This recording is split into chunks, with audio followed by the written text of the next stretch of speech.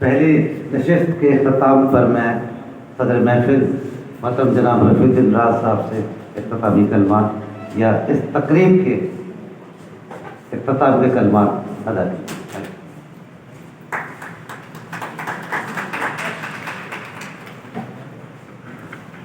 مہمان صاحب عبد العی صاحب مسند رفیع حضرات اور حاضر میں محفل،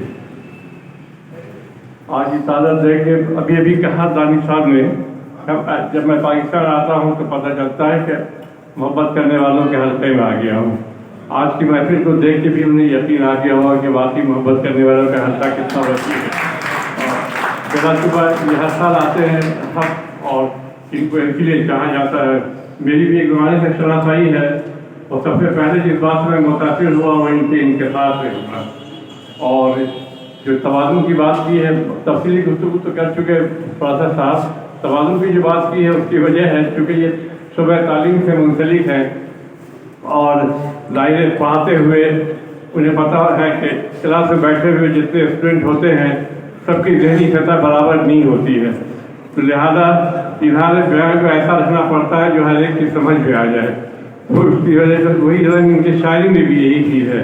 اچھا، یہ لوگ انتہائی، ہم جو ان کی پذیرائی کہتے ہیں یہ ان کا حق ہے. آپ یقین میرا چونکہ باہر آنا جانا رہا ہے، امریکہ کینیڈا کا انگلینڈ بھی میں 10-12 بار گیا ہوں، تو جو کچھ یہ لوگ وہاں کر رہے ہیں جس محنت سے اپنی زبان ثقافت ملک کا نام روشن کر رہے ہیں، اس کے لیے آپ یقین مانیے کہ یہ پذیرائی بھی بہت کم ہے.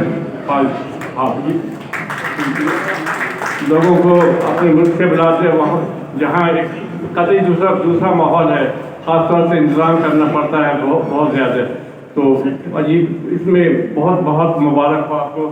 اور ہر سال آپ آتے ہیں اور ہر سال آپ میری طرف سے بہت بہت مبارک ہو. بہت شکریہ علی بھائی.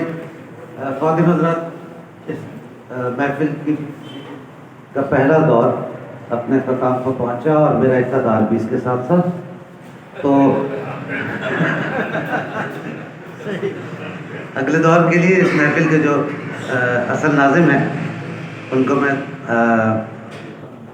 درخواست کروں گا کہ وہ مائک کو سنبھال لیں. جناب شاہد اقبال صاحب شعری نشست کے لیے جناب شاہد اقبال صاحب اس محفل کی نظامت فرمائیں گے.